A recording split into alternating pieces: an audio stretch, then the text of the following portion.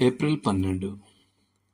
కాబట్టి మీరు అన్యాయపు సిరి విషయంలో నమ్మకముగా ఉండని ఎడల సత్యమైన ధనమును ఎవరు మీ వశం చేయును? లూకా 16:11. ఇక్కడ అన్యాయపు సిరి అనగా భూ సంబంధమైన సంపదలు లేదా భౌతిక నిధులు.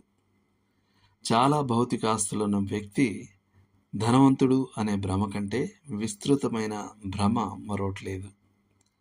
ఇళ్లను, భూమిని మనం స్థిరాస్తి అని పిలుస్తాం, ఎందుకంటే అవి నిజమైన సంపద అని మనం అనుకుంటాం.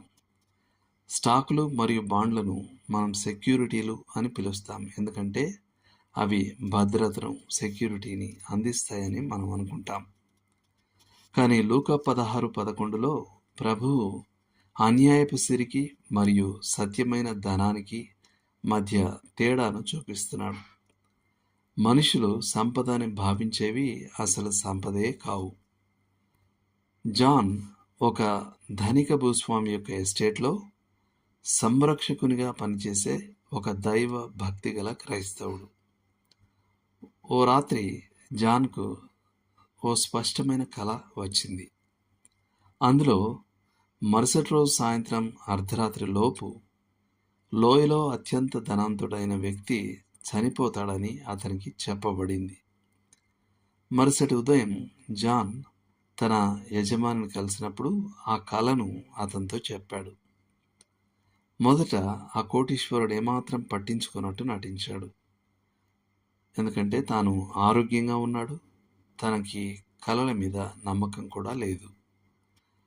కానీ జాన్ వెళ్ళిపోగానే అతను తన కార్ డ్రైవర్ను పిలిచి వైద్యం దగ్గరకు తీసుకెళ్ళమన్నాడు. తనకు సంపూర్ణ ఆరోగ్య పరీక్ష కావాలని వైద్యంతో చెప్పాడు. ఊహించినట్లే పరీక్షల్లో అతను అద్భుతమైన ఆరోగ్య స్థితిలో ఉన్నట్టు తేలింది. అయినా అతను జాన్ కల గురించి ఇంకా ఆందోళన చెందుతూనే ఉన్నాడు.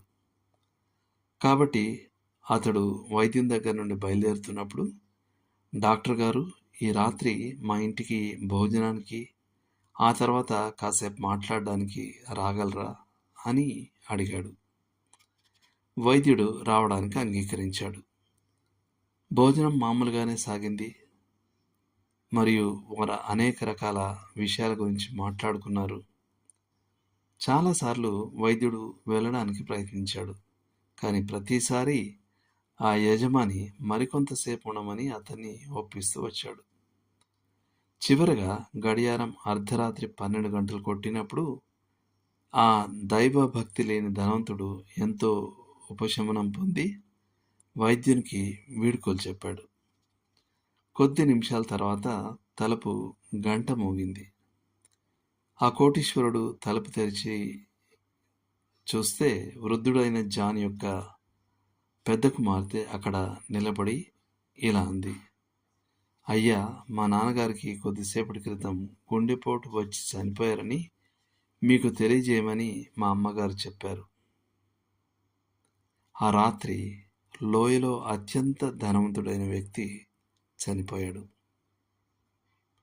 దేవుడు మిమ్మల్ని దీవించును గాక. ఆమెన్.